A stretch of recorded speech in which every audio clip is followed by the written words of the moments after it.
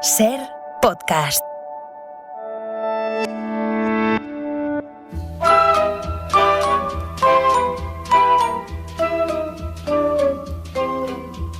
Sous le ciel de Paris s'envole une chanson. En la cadena Ser. Elle est née d'aujourd'hui dans le cœur d'un garçon. Las noches de Ortega. Sous le ciel de Paris marchent les amoureux. Buenas noches, oyentes de la SER. Leur bonheur se construit sur un air fait pour eux. Conozco a una persona que dirige películas y escribe libros y participa en los mejores podcasts de este país. Diré el nombre y luego un buenas noches y esa será la presentación. Simplemente, Rodrigo Cortés, buenas noches. Muy buenas noches. Puedo estar de acuerdo contigo en varias cosas, principalmente en que efectivamente mi nombre es Rodrigo y mi apellido Cortés. Ha sido una preciosa presentación, estoy muy emocionado. Y además también es cierto que haces películas, eres director de cine. Sí, muchos me han acusado de ello y han aportado pruebas al respecto. Y escribes novelas, 2, y me gustaría hablar de tu segunda novela, porque es la última, es la que me he leído y me ha flipado. O sea, me he emocionado y por eso he dicho, hoy quiero que el programa sea distinto y quiero entrevistar a un ser humano de verdad. Ya estoy harto de mis cosas y mi mundo y quiero que otros mundos me digan cosas también. Estoy un poco cansado de crear yo cosas. Pues me siento muy honrado y agradecido, pero no quisiera yo que dejaras de crear por mi culpa. Muy al contrario. Solamente hoy, solo hoy. Muy bien, un ratito nada más. Oye, la novela se titula Los años extraordinarios. Está cargadísima de sentido del humor. Tú dijiste una vez una cosa con la que yo me siento absolutamente identificado, que desconfías de todo aquello que no tenga humor. Pero desconfío de verdad, no es una pose. No solo porque el humor en principio encierra de forma necesaria inteligencia, hace falta alguna forma de inteligencia para emitirlo y para percibirlo.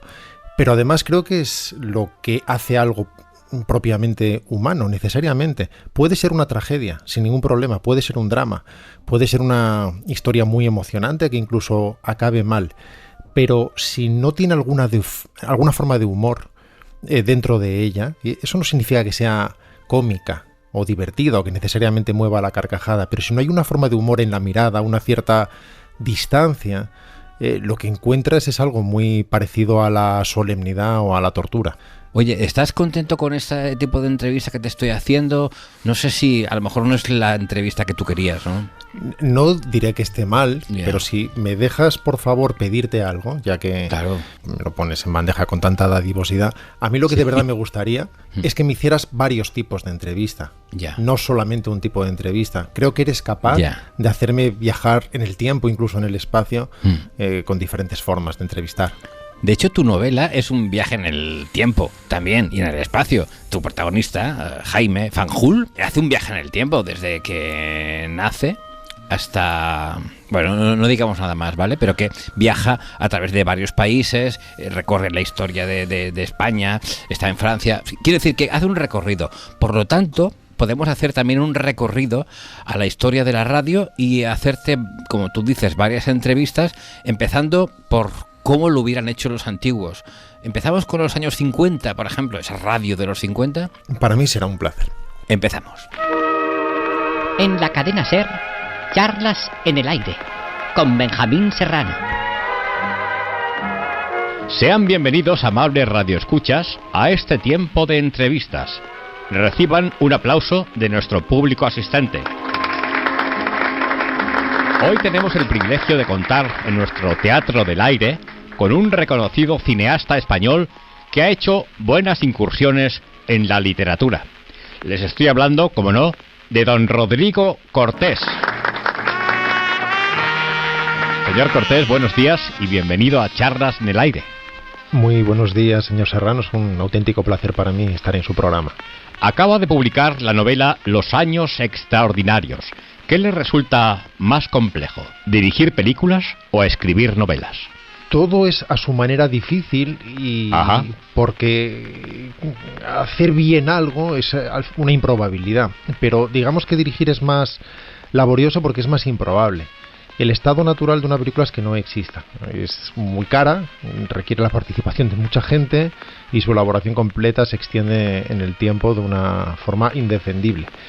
Una novela, incluso una novela mala, requiere de uno mismo solamente para ser hecha, aunque su destino sea guardarla en un cajón. Pero nada es más fácil o difícil propiamente.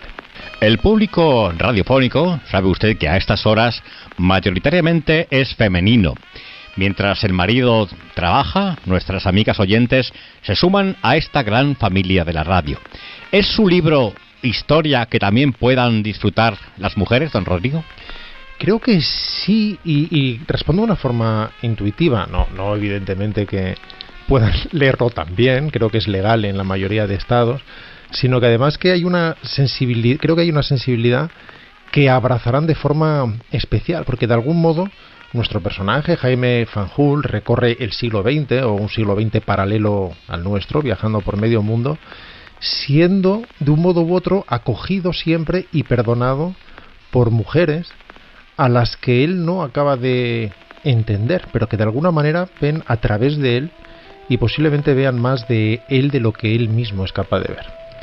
Jaime Fanjul, el protagonista de su novela, es un hombre español.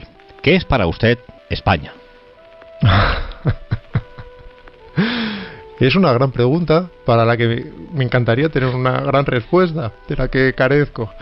Es un estado de ánimo, es una vibración y es una garantía casi segura de que cualquiera que nazca en ella va a despreciarse y que va a mostrarse ejemplarmente acomplejado y que probablemente lo único que hará mejor que menospreciar será sobrevalorar. Pero es también un gran lugar. En cuanto uno se distancia de su teórica opinión, que casi siempre es heredada de allí donde vive, en cuanto uno empieza a moverse como hace Jaime Fanjul y empieza a poder comparar, se da cuenta de que es un lugar verdaderamente peculiar y verdaderamente estupendo, en el que la gente, más allá de lo que opine o de lo que crea opinar, hace las cosas del modo en que cree que deben hacerse y que se ocupan de lo que les toca hacer con ejemplar eficiencia. Bueno, pues esto ha sido como volver a los 50. Vaya pregunta te ha hecho, lo de España. Yo creía que en la época lo daban por sabido, pero pero es posible que no. Yo lo que de verdad esperaba es que entrara una llamada para algún concurso radiofónico en el que hubiera que adivinar una canción. Oye, vamos a avanzar un poco en el tiempo y vamos hacia los años 70, por ejemplo, donde los locutores habían dejado esa voz tan poderosa, pero les quedaba un poquito de voz impostada. Cambió un poquito la voz poderosa, pero la impostación continuó y ya empezaba la radio a acercarse tímidamente al oyente. No mucho, pero ya empezaba a acercarse. Buenas tardes, amigos oyentes, sean todos bienvenidos a este tiempo de radio en el que vamos a conversar con el cineasta Rodrigo Cortés, que acaba de publicar una novela que aquí tengo, calentita, recién salida del horno. Rodrigo, buenas tardes. Hola, buenas tardes, ¿qué tal estás? Muy bien, Los años extraordinarios, así se titula esta entretenida historia. ¿Qué nos cuentas en ella, Rodrigo? Me alegra mucho que me hagas esa pregunta, Luis. Es una historia muy difícil de definir en realidad, porque sí, vendrían a ser unas falsas memorias de Jaime Fanjul Andueza, un personaje que cuenta cuál es su evolución desde que nace en Salamanca. Nos narra con todo detalle la llegada del mar a la ciudad en una mañana concreta. Nos explica cuáles son las reglas físicas que rigen su mundo, que no son exactamente como las nuestras, aunque se parecen mucho a las nuestras, y que recorre más de 70 años de vida describiéndonos un mundo que a veces reconoceremos por acción y a veces reconoceremos por omisión. ¿Esta es tu segunda novela? No sé a cuál de las dos hijas quieres más, porque los libros son como hijos, ¿verdad? Sí, y si uno es honesto respondiendo en ese sentido, tiene que asumir que hay un favorito.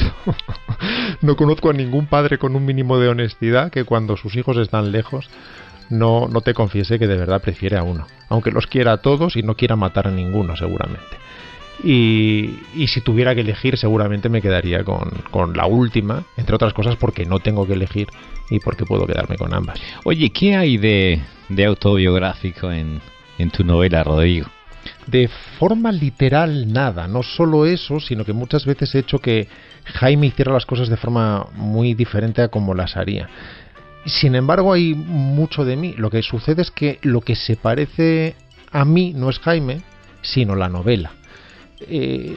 Aquello que sientas leyéndola, aquello que percibas que te transmite, aquello que extraigas si consideras que es condescendiente o no, si es despiadada o amable, o es todo a la vez, si es divertida o es cáustica, a eso me pareceré yo.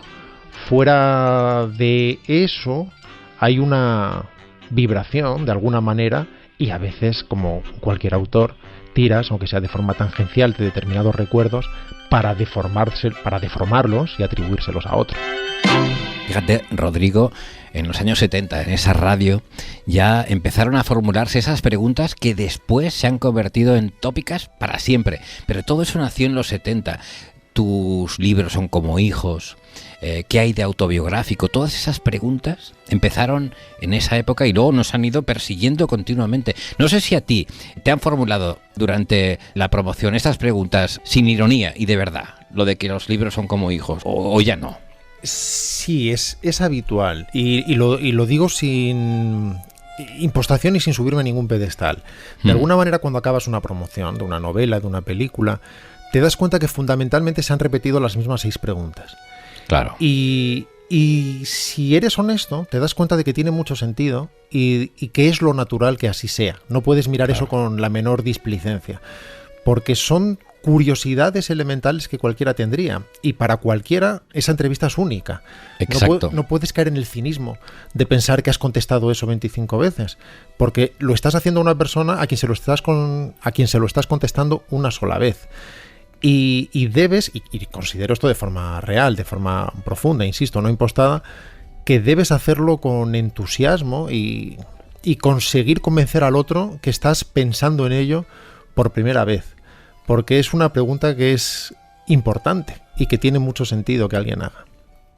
Se nota en esa respuesta que me acabas de dar que eres oyente de radio y que te has puesto en la piel del oyente y que también empatizas un poco con el locutor, es cierto, porque a mí siempre me ha dado mucha rabia esa prepotencia, ¿no? de muchos artistas que dicen estoy harto de que me hagan siempre las mismas preguntas, ¿no?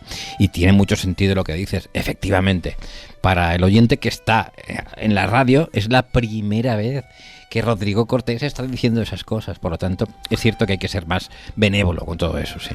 Y sobre todo porque en general son las preguntas que harías tú si estuvieras en el otro lado. Tendrías las mismas curiosidades, son las cosas que querrías preguntarle a la otra persona. Así que todo, como casi todo en realidad en la vida, casi todo lo que se produce es natural, es lo probable y responde a motivos muy objetivos y concretos. Dejamos los años 70, llegan los años 80, se instaura en España una forma de hacer radio más íntima y hay alguien que consiguió todo aquello.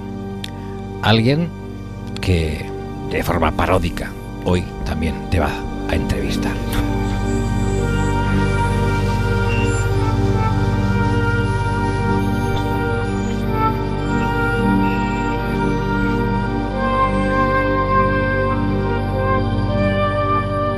Buenas noches. Aquí Sevilla. Te hablo desde esta cueva de música y de palabras, en el Guadalquivir de las estrellas. El hombre que tengo a mi lado tiene en sus ojos la mirada de un niño y la agudeza de un sabio. Con él quiero subir esta noche a la colina. ¿Tú por qué escribes? Debo confesarte que ante este tipo de entrevistas me pongo inmediatamente en guardia, porque las entrevistas íntimas, pequeñas, en voz baja, en las que uno siente que se le da permiso para decir por fin aquello que quiere decir y mostrar de sí mismo aquello que por lo visto siempre ha ocultado, suelen mover a la autocomplacencia. Y a veces se consigue extraer cosas muy poderosas del invitado y muchas veces lo desnudan, sin embargo, de la forma menos edificante posible. Así que me voy a poner en posición de guardia y voy a pedir que me recuerdes que me has preguntado, porque lo he olvidado. Te preguntaba, Rodrigo, que por qué escribes. No lo sé. Literalmente no lo sé. En mi caso nunca ha habido cámara sin pluma ni pluma sin cámara, y una de las formas más naturales de expresión ha sido la de la escritura, quizá porque te da un poco más de tiempo para asegurarte de que no vas a decir una tontería cuando te expresas. ¿Has llorado alguna vez mientras escribías? No he llorado. Lloro con dificultad, por otro lado, algún tipo de tara genética o una mala lactancia, pero sí que me he emocionado a veces, no de forma ridícula, emocionado ante lo que tú mismo has escrito, sino que cuando encarnas en un momento dado un personaje o cuando defines algo, de alguna manera, no diré que haya un acto de mediumnidad, no me pongo así de grave, pero sí tienes que experimentarlo durante un instante. Digamos que si hubiera una cámara mirándote mientras escribes según qué diálogos, seguramente vería que se producen determinadas torsiones y expresiones que remedan aquello que está diciendo el personaje. Durante un instante lo encarnas. Así que cuando sucede algo que es por alguna razón triste o emocionante, esa emoción tiene que embargarte en alguna medida.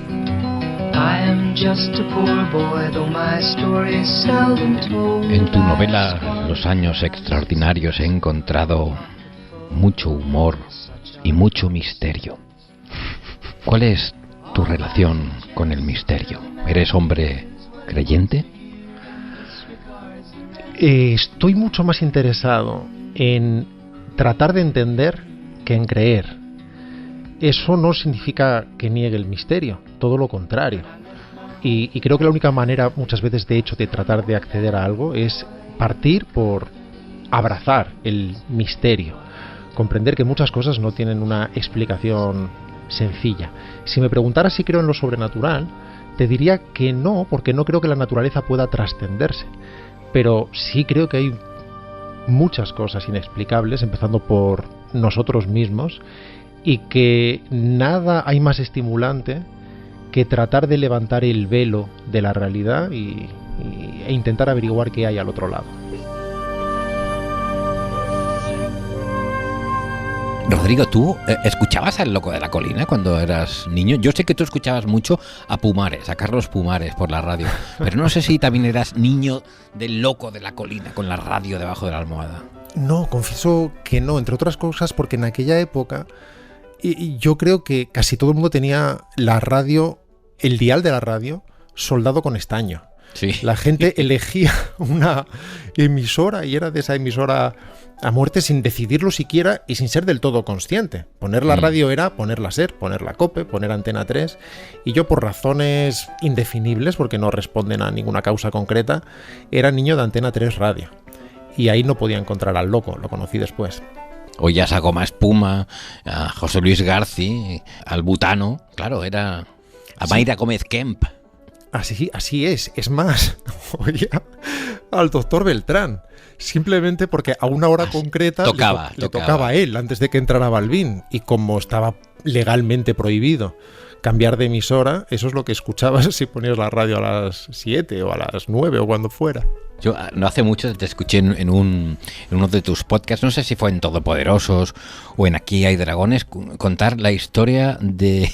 Es una anécdota brutal que protagoniza Pumares cuando un técnico le hace una putada, le gastó una broma, le pone los auriculares y ahora cuentas tú lo que es. Simplemente decir que el hombre estaba escuchando algo que él pensaba que se estaba emitiendo en antena, pero solamente lo escuchaba él. Un separador de radio. Sí. ¿Qué decía ese separador de radio? Bienvenidos a Polvo de Estrellas, con el maricón de Carlos Pumares. Tú imagínate, Carlos Pumares en Antena 3 Radio, con aquella audiencia impresionantemente grande que tenía, sus auriculares, y escuchar eso pensando que toda España había oído eso. cuando solamente era una broma para él, ¿no? Qué maravilla poder ver esa cara, si pudiéramos verla. Sobre todo porque trato de estar en su cerebro intentando procesar que aquello que cree haber escuchado seguramente no ha sido pronunciado nunca, porque no es posible que tal cosa haya pasado. Entonces tratar de conciliar lo que uno está seguro de haber oído con lo que uno está seguro de no poder haber oído tiene que generar un colapso inmediato en el cerebro. Es maravilloso. Pues en esa época, cuando Quintero estaba haciendo sus Locos de la Colina, pasaron unos añitos más, llegó la voz a la FM, y los que empezaron con ello fue Antena 3, y la radio cambió muchísimo y empezaron a haber programas dinámicos, programas de todo tipo, y hay un tipo de programa que se ha perdido que me gustaría convocar esta noche otra vez. Conversaciones en complicidad con Elena Quintana. Buenas noches, ¿cómo estáis? Yo os he echado mucho de menos. ¿Quieres ser mi cómplice en esta aventura que ahora empezamos? Acompáñame. Es siempre gratificante encontrar un buen libro. Este que tengo aquí sobre la mesa es precioso, incluso como objeto es muy bonito. Y su título es sugerente: Los años extraordinarios. Y su autor, un hombre del Renacimiento, cineasta, escritor, músico. Rodrigo, hola. Hola Elena, ¿cómo estás? Muy buenas noches, creo. Buenas noches, gracias por venir y por ser nuestro cómplice esta noche. No, por favor, gracias a ti por acogerme. Leyendo tu novela me he dado cuenta de algo, eres un hombre muy sensible. Gracias Elena, me complace mucho que hayas sido capaz de verlo y te lo agradezco mucho. Creo que el hombre ha llegado por fin a una época, un momento en el que debe ser capaz de mostrar sus sentimientos y demostrar que eso no menoscaba en absoluto su hombría. Gracias Elena. El hombre debe llorar también. Creo que sí, Elena, que el hombre está facultado para llorar, incluso en lo fisiológico, y que es hora de que se dé permiso de hacerlo. Me han contado, Rodrigo, que empezaste a escribir esta novela durante un rodaje. Sé nuestro cómplice y cuéntanos ese momento en el que tú tecleas: nací el 18.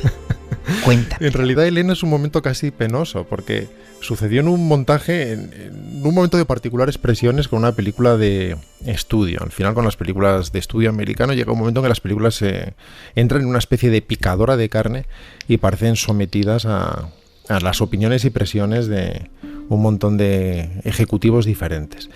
Y por alguna razón, esperando una llamada de Los Ángeles que se produciría una hora después, esperando en una cafetería, saqué el iPad y el teclado y me encontré escribiendo esa primera frase que no sabía dónde conduciría, sin darme cuenta aún de que era una especie de vindicación inconsciente de libertad o de exposición de un mundo estrictamente personal, que no le tuviera que pedir permiso a nadie y que respondiera a preceptos que no se sujetaran a ningún tipo de opinión o consideración o estudio de mercado. Y antes de darme cuenta, en una semana había escrito 30.000 palabras. Aquello no sé de dónde salió exactamente, mía, pero sucedió así. Pues ahí dejábamos a esa locutora con su complicidad, que es una palabra que se puso muy de moda en la radio. Todos éramos cómplices, todos éramos una familia cómplice. El tiempo pasó, ha llegado el 2021 y yo estoy haciendo un programa, por tanto me gustaría hacerte una pequeña entrevista mínima, ya no queda mucho tiempo, pero quiero decirte de verdad que la novela es extraordinaria, que es impresionante, que está llena de inteligencia, llena de humor, si es que hay alguna diferencia entre la inteligencia y el humor, que me ha sorprendido muchísimo, que me he vuelto loco apuntando frases de una comicidad y de una perfección casi de relojero. O sea, muchas felicidades. Esta novela La recomiendo. Mira, sabes, tú me oyes y sabes que yo no hago entrevistas de este tipo jamás. Y si hoy he decidido hacerlo es por algo. Y estoy orgulloso de haberla leído y de conocerte, es verdad. O sea, me llena de orgullo conocer al tipo que ha hecho esta obra de arte. Pues al contrario que los locutores de 4 décadas, tú me dejas sin palabras.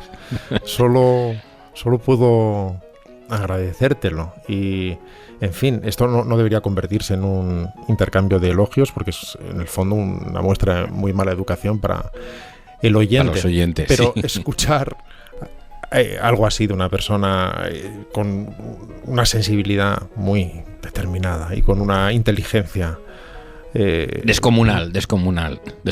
No, me refería a ti. Ah, vale, perfecto. Sí, no, de mí, sí, estabas matizando. De mí te hablaba, sí. Es en realidad un elogio. Te lo agradezco mucho, de verdad. Los años extraordinarios, que empezó a venderse hace nada, ¿no? Hace 3 días, 4, en las librerías. Sí, así es. Me dicen que siempre hay quien hace medio trampa y la saca de la caja un par de días antes. Pero sí, oficialmente desde hace un par de días, así que vamos a ver si consigue defenderse sola ahí fuera. Cuando yo recibí tu novela, que no la compré, tú me la enviaste. Empecé a leerla y cuando llevaba unas 20 páginas hice una cosa que me parece que creo que te va a gustar. Entré en la tienda de Kindle y me compré una. Y no estaba una a la venta y lo tengo encargado. Pero yo ya lo he pagado. Es decir, me gustó tanto que me sentía culpable por no haber dado unos euros a cambio. Entonces, que sepas que yo ya he pagado la novela, ¿vale? Y me la van a enviar por descarga o como se haga en el Kindle. Me emociona tanto lo que dices, Juan Carlos, que desde aquí animo a todos los oyentes, incluso a aquellos que no tengan la menor intención de leerse la novela, a que la compren en el menor breve plazo posible. Gracias por marcarnos el camino. Para eso estamos. Rodrigo, gracias de verdad. Hostia, mira, el topicazo de la radio de qué pena que el tiempo termine, que sea tan breve, en este caso lo siento en el alma. Muchas veces cuando hago mi programa y llevo 26 minutos grabados, digo, bien, ya está, estoy terminando. Y me da un poco de alegría, ¿no? Digo, vale, ya está, ya he trabajado mucho. Pero en este caso, hostia, me gustaría que esto fuera un podcast en el que poder estar 3 horas, ¿no? Como esas cosas que hacéis vosotros con los todopoderosos y los Aquí hay dragones, que también recomiendo el podcast Todopoderosos con Arturo González Campos, con Javier Cansado, con Juan Gómez Jurado y con este hombre, Rodrigo Cortés, y los mismos integrantes hacen Aquí hay dragones. Decir con Arturo González Campos es prácticamente una redundancia, porque prácticamente cualquier podcast que puedas mencionar del panorama radiofónico actual tiene a la cabeza a Arturo González Campos. Rodrigo, muchas gracias, verdad. Los años extraordinarios. Me la voy a comprar otra vez más. Gracias de corazón. Caresse photographiée sur ma peau sensible. Las noches de Ortega. Cadena Ser. C'est libre. Y a toujours le papier collant transparent pour remettre au carré tous ces tourments. Belle image, les amoureux fortiches. On a monté le ménage, le bonheur à 2. Je t'en fiche, vite fait les morceaux de verre qui coupent et ça saigne. La v'là sur le carrelage, la porcelaine. Nous, on n'a pas tenu le coup. Ça coule sur ta joue. On se quitte et y a rien qu'on explique. C'est l'amour en fuite, l'amour en fuite. J'ai dormi, un enfant est venu dans la dentelle. Partir, revenir, bouger, c'est le jeu des hirondelles. À peine installé, je quitte le 2 pièces cuisine. On peut s'appeler Colette, Antoine ou Sabine. Toute ma vie c'est courir après des choses qui sauvent. Des jeunes filles parfumées, des bouts qu'elle pleure des roses. Ma mère aussi mettait derrière son oreille une goutte de quelque chose qui sentait pareil. Nous, on n'a pas tenu le coup. Ça coule sur ta joue. On se quitte et y a rien qu'on explique. C'est l'amour en fuite, oh l'amour en fuite.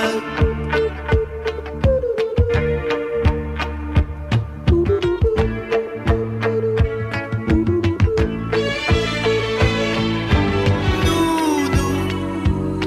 on n'a pas tenu le coup. Ça coule sur ta joue.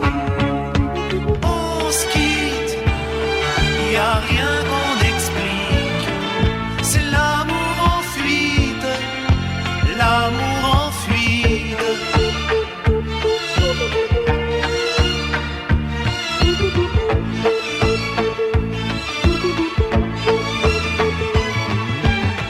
Suscríbete a Las Noches de Ortega. Todos los episodios y contenidos adicionales en la app de Cadena SER y en nuestros canales de Apple Podcast, Spotify, iVoox, Google Podcast y YouTube. Escúchanos en directo en la SER los viernes a la 1:30 de la madrugada. Cadena SER. La radio.